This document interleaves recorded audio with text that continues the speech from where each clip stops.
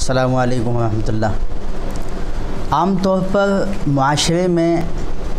لڑکیوں کو محبت کی اس نظر سے نہیں دیکھا جاتا جس نظر سے لڑکوں کو دیکھا جاتا ہے۔ اسی لیے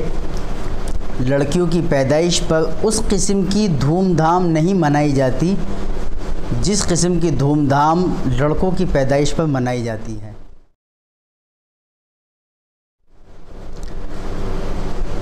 اصل میں مذہب اسلام نے لڑکی کے ساتھ ہونے والی اس ناانصافی کو سب سے پہلے اجاگر کیا اور سب سے پہلے بتایا کہ لڑکیوں کے ساتھ جو یہ ناانصافی ہوتی ہے وہ بہت غلط ناانصافی ہے۔ اگر یہ صنف نازک ہی نہ رہی تو اس دنیا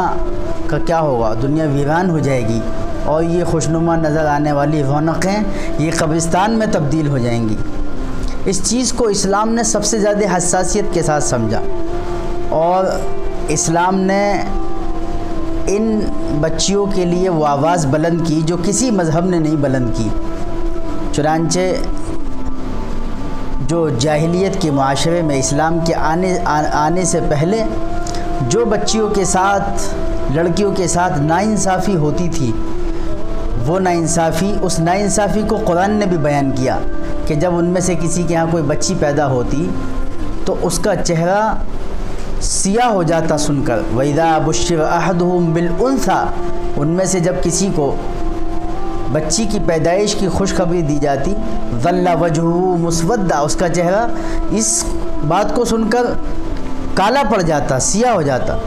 یتوارا من القوم، قوم سے چھپتا پھرتا، یعنی اس کو آر سمجھا جاتا تھا۔ مگر قربان جائیے محسن انسانیت سرور عالم صلی اللہ علیہ وسلم پر کہ آپ نے بچیوں کی پرورش پر جو انعامات اور جو ان کی تربیت پر اکرامات بیان فرمائے ہیں ان کی ایک لمبی فہرست ہے۔ اصل میں آج بھی اس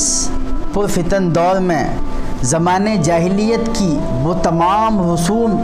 اور زمانے جاہلیت کی وہ تمام حرکتیں انجام دی جاتی ہیں جیسا کہ عرب میں قرآن جس کو بیان کر رہا، وَإِذَا الْمَوْءُودَةُ سُئِلَتْ بِأَيِّ ذَنبٍ قُتِلَتْ، کہ جب زندہ درگور کی بھی بچی سے پوچھا جائے گا کہ بتا تیرا کیا گناہ تھا، یعنی اللہ اس سے پوچھیں گے تاکہ سامنے والے پر حجت قائم کی جا سکے کہ بتا تجھے زندہ درگور کیوں کیا تھا، کس گناہ کی وجہ سے کیا تھا۔ عجیب ماحول ہوگا، عجیب منظر ہوگا دوستو، جواب نہیں بنے گا۔ تو پہلے اسلام میں ایسا تھا، کسی کے یہاں بچی پیدا ہوتی تھی یا تو اسے پہاڑ پر لے جا کے پھینک دیا کرتے تھے یا اسے زندہ دفن کر دیا کرتے تھے۔ مگر جب اسلام آیا اس نے بچیوں کے، لڑکیوں کے اور عورتوں کے احترام کو سمجھایا اور اسلام نے ان کی اہمیت کو اجاگر کیا کہ یہ حضور پاک صلی اللہ علیہ وسلم کا فرمان ہے کہ جس نے 3 بچیوں کی پرورش کی تو اس کے اوپر جنت واجب ہو گئی اور وہ اور میں جنت میں اکٹھا ساتھ ہوں گے۔ اماں عائشہ رضی اللہ تعالیٰ عنہ فرماتی ہیں کہ ایک مسکین عورت میرے پاس آئی اور اس کے ساتھ 2 بچیاں تھیں۔ اماں عائشہ رضی اللہ تعالیٰ عنہ نے اس کو 3 کھجوریں عطا کی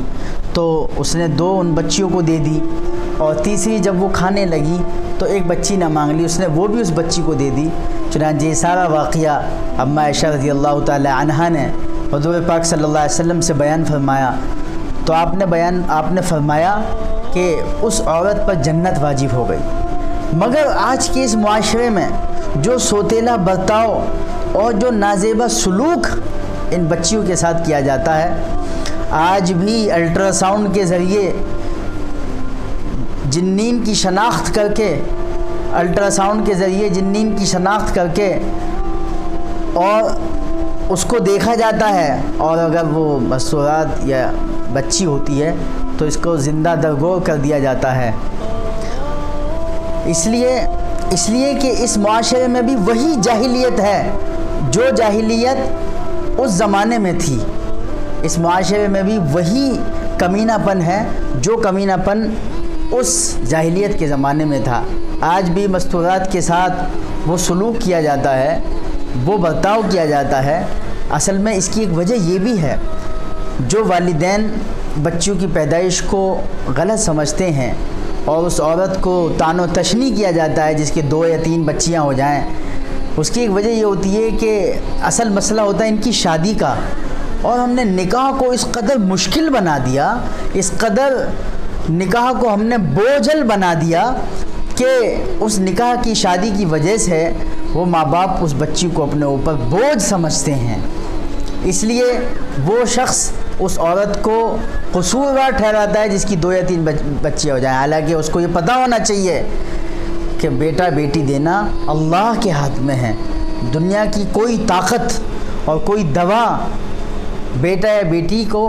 اس طور پہ علیحدہ نہیں کر سکتے کہ اس دوا کھانے سے بیٹی ہو جائے گی اور اس دوا کو کھانے سے بیٹا ہو جائے گا۔ اس لیے میرے عزیز و دوستو، عجیب معاشرہ ہے ہمارا، لڑکیوں کو بس بھوکی نگاہ سے دیکھتا ہے، اگر وہ جوان ہو جائے تو اس معاشرے میں عورت کی صرف اتنی قدر ہے کہ جس طرح ایک قصائی کی دکان میں گوشت ٹنگا ہوا ہے اور اس دکان کے باہر بھوکے کھڑے ہوئے کتے اس گوشت کو جس نگاہ سے نہارتے ہیں، اس نگاہ سے اس معاشرے میں مستورات کو نہارا جاتا ہے۔ یہ ان کے ساتھ قطعاً ناانصافی اور ظلم ہے۔ اگر یہ معصوم کلی نہ ہوتی تو اس دنیا میں یہ رونقیں اور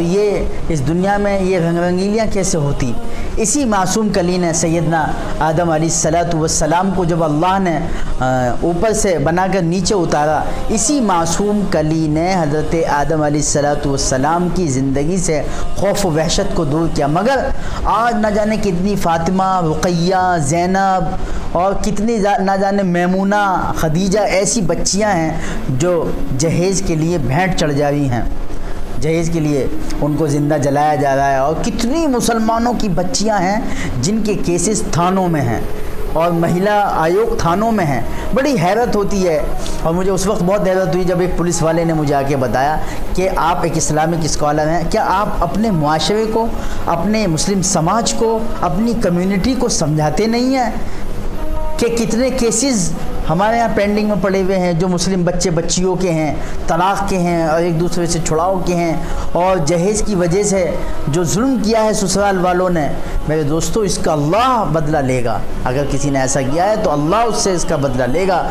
ظلم کا انجام تو ظالم دنیا میں بھگتے گا۔